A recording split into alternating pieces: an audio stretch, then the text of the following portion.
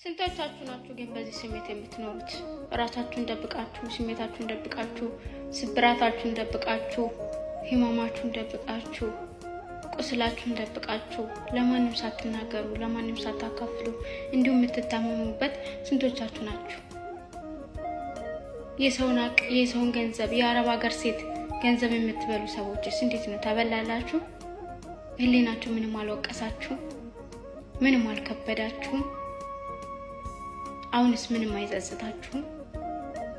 እንዴት ነው?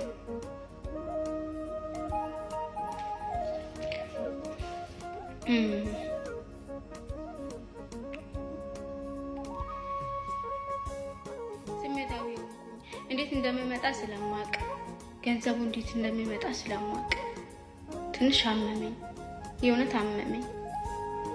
እና አይኔ ውድ ለማን ብለሽ ነው ራስሽን የምታጠፊው? ለማን ብለሽ? እንደሱ እንዲደሰቱ ነው ወይስ ሰይጣን እንዲደሰት ብለሽ ነው ራስሽን የምታጠፊው? ራስሽን ካጠፋሽ እኮ በቃ ጠላቶችሽ ራሱ ተደሰቱ፣ ደስተኛ ናቸው በጣም። እሺ አንቺ አልገባሽም፣ አንቺ አላወቅሽም እንጂ ካጣሹ በላይ እኮ አብታለሽ አንቺ ላይ ማለት ነው። አብታለሽ ግን አልገባሽም፣ አላወቅሽም። ፈጣሪ ከጠፋው ሀብትሽ በላይ ጤና ሰጥቶሻል፣ ሙሉ አካል ሰጥቶሻል።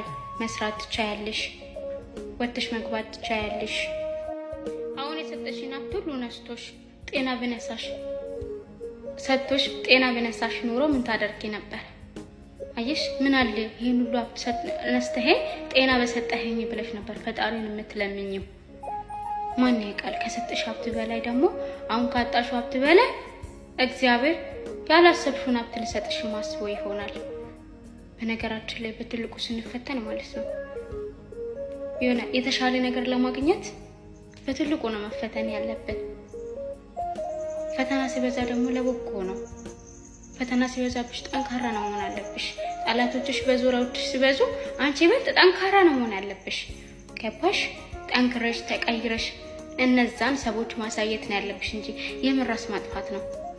አውቃለሁ በጣም ይከብዳል፣ ተስፋ አይኖርሽም፣ ስሜቱን እረዳሻለሁ። ነገር ግን ደግሞ በቃ እግዚአብሔር ምን ያህል ከዚህ በላይ ከዚህ የተሻለ ሀብት ሊሰጥሽ እንደፈለገና ምን ያህል አንቺ ጠንካራ እንደሆንሽ ስለተማመነብሽ ነው ይሄን ሁሉ ፈተና ወደ ህይወትሽ ያመጣው።